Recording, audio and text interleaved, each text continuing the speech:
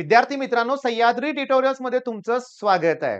आजचं जगच एवढं वाईट आहे ना बाळांनो, की कोणत्याही गोष्टीमध्ये स्कॅम होऊ शकतो. अगदी बोर्डचा फॉर्म भरताना सुद्धा स्कॅम होतो. आपल्याला वेळीच सावध व्हायला पाहिजे. तर हा व्हिडिओ अतिशय महत्त्वाचा आहे. 2च मिनिटात मी तुम्हाला जे काही घडलं होतं ते सांगणार आहे. म्हणजे रिअॅलिटीमध्ये ही गोष्ट घडलेली आहे. तुम्हाला मी ती सांगणार आहे. चला, बोर्डचा फॉर्म भरायचा आहे, महत्त्वाची गोष्ट आहे.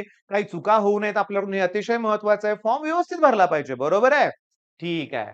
मग कॉलेज तुम्हाला काय सांगतंय, की पेन्सिलनं फॉर्म भरा. बघा, मी हे सत्य घटना तुम्हाला कदाचित माहीत पण असेल. माहीत नसेल तर सांगण्याचं माझं काम आहे म्हणून सांगतोय. कॉलेज काय सांगतंय, की तुम्ही फॉर्म पेन्सिलनं भरा. तो आम्ही फॉर्म चेक करून लक्षात घ्या. नंतर काय करतो, की तुमचा फॉर्म आम्ही व्यवस्थित भरतो. पालक डोळे मिटून विश्वास ठेवतायत. ओके. फॉर्म मी भरलाय. कसा भरलाय मी तुम्हाला सांगतो, लक्षात घ्या. बघा, ऑब्व्हियसली हे सब्जेक्ट आपले फिक्स आहेत. पी-सी-एम. Okay, P-C-M. त्याच्यानंतर इंग्लिश तर आहेच. चला, हे ऑलमोस्ट कंपल्सरी सब्जेक्ट आहेत. बायोवाल्याचं थोडंसं बाजूला ठेवूया. आता मला की नाही मराठी नको आहे सब्जेक्ट.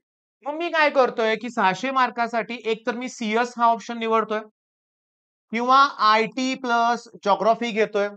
मग कॉलेज 11वी पासून माझ्याकडून काय घेतंय, की सी-एसची ऑलमोस्ट 25,000 फी घेतलेली आहे. ओके. किंवा 2 वर्षाची ₹25,000 घेतली जाते म्हणूया आपण. म्हणजे तुम्ही सी-एसची फी घेतलंय कॉलेजनं आणि विचार करा, मी तुम्हाला सांगतो, आता बोर्डच्या एक्झामला काही दिवस उरलेत. बघा, तुम्ही पेन्सिलनं फॉर्म भरलाय. तुम्ही ऑप्शन फॉर्म म्हणतो बरं का, चुकून मी ऑप्शन फॉर्म म्हणलो. बोर्डचा फॉर्म असा भरलाय. आता बोर्डला 4 ते 5 दिवस उरलेत. तुम्हाला मिळणार आहे रिसिट कॉलेजमधून तुमच्या. मग तुम्ही जेव्हा रिसिट घ्यायला जाताय, तेव्हा तुम्हाला तिथं सांगितलं जातंय, की आपल्या कॉलेजला सी-एस आणि आय-टीला परमिशनच नाहीये. तुम्हाला मराठीचा पेपर द्यावाच लागेल. अरे! अचानक जर तुम्हाला 3 दिवस उरलेत परीक्षेला आणि तुम्हाला ते सांगतायत मराठीचा पेपर द्यायचा आहे. 2 वर्ष तुम्ही सी-एसचे लेक्चर त्याच कॉलेजमध्ये करताय जिथं तुम्ही फी भरलेली आहे आणि ते कॉलेज तुम्हाला लास्ट मोमेंटला सांगतंय, की आमच्याकडे सी-एस नाहीये, आमच्याकडे आय-टी नाहीये, तुम्हाला मराठी द्यावा लागेल. काय झालं असेल मुलांची हालत सांगा बघू, काय झाली असेल? बरं, हे कुठं घडलं होतं? तर आपल्या कोल्हापुरात घडलं होतं, लक्षात घ्या, लास्ट इयर.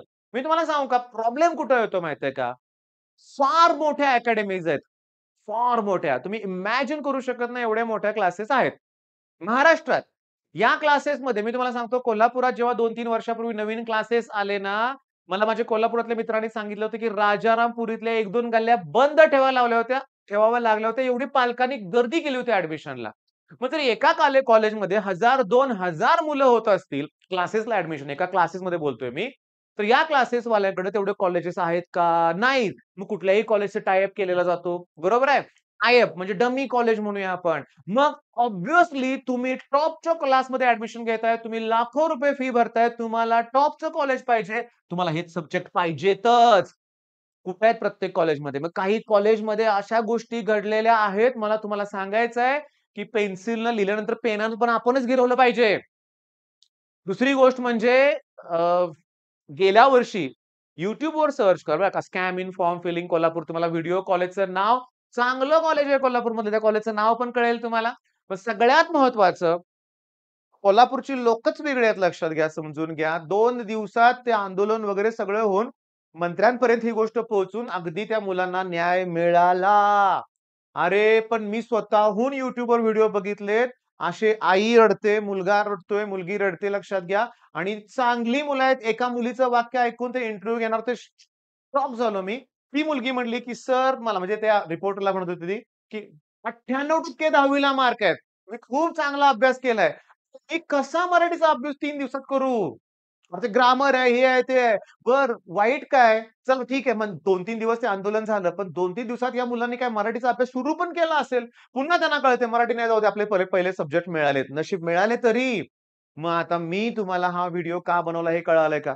ओके. कुठल्याही गोष्टीत कुणावरही विश्वास ठेवायचाच नाही, लक्षात घ्या. अरे स्कॅम मी तुम्हाला सांगतो.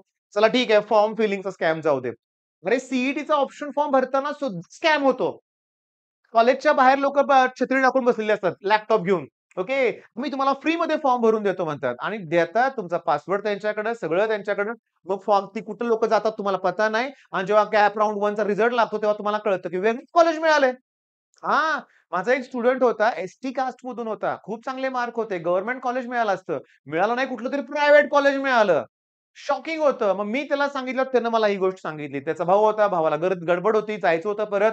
मग भाऊ म्हणला, "कुठं लाईनमध्ये हे देतात भरून, घेऊया यांच्याकडून भरून." कुणावरही विश्वास ठेवू नका अशा वेळेस लक्षात घ्या. ओके. आणि मला माहिती आहे, गेल्या वर्षी जसं घडलं तसं यावर्षी नाही घडणार, घडू नये, पण सावध करणं हे माझं काम होतं. बरोबर आहे? बरं. हे सगळं ठीक आहे. सगळं ठीक आहे. कालच्या लाईव्हचं सेशन कसं वाटलं हे मला सांगा बरं का. सुरुवात तर आपण छान केलेली आहे. ओके. आणि मग रोज संध्याकाळी 9:30 वाजता लाईव्ह जॉइन व्हायला विसरू नका. आणि हो, आपण आता हा नंबर तुम्हाला दिलाय आणि तुम्ही काल ऑब्झर्व्ह केलंय, की आम्ही सगळेच कॉल रिसीव्ह केले आहेत. ओके. मी तुम्हाला पुन्हा थोडंसं एका मिनिटासाठी ओळख करून देतो, की प्रदीप आहे माझ्याबरोबर आता. एक एस्पायर हे चॅनल आहे. त्या चॅनलची लिंक सुद्धा मी डिस्क्रिप्शनमध्ये देतोय बरं का. काउन्सिलिंगच्या वेळेस त्याची तुम्हाला गरज नक्की लागणार आहे लक्षात घ्या. बरं. मग आता चला हा छोटासा व्हिडिओ माझं काम मी पूर्ण केलंय. आयुष्यभराची शिकवण दिली. डोळे मिटून कुणावरही विश्वास ठेवायचा नाही. सगळ्या गोष्टींची खात्री करायची आणि मग डिसिजन घ्यायचा. All the best.